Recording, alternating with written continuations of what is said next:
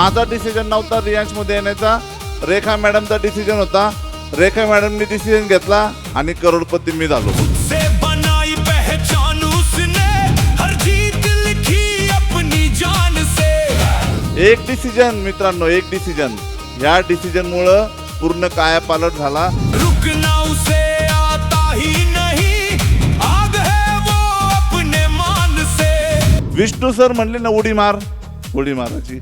जे आपले मेंटर म्हणतील तेवढं ऐकलं, बाकीचं डोकं लावलं नाही. कारण की मी नेटवर्कर नव्हतोच, पण नेटवर्कर नसल्यामुळं माझा फायदा असा झाला, विष्णू सरांना फॉलो केलं, रेखा मॅडमला फॉलो केलं. CMD सरांचे प्रत्येक शब्द मला एकदम मनात बसवले आणि step by step, step by step, step by step 3 वर्षामध्ये 1,78,00,000 इन्कम करून बसलो.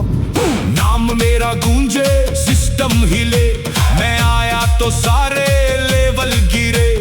टॉप पे रहना मेरी आदत है, हार का तो मुझसे कोई नाता नहीं. आणि हे होरपळलेल्या लोकांना न्याय देण्यासाठी रियांशची स्थापना झालेली आहे.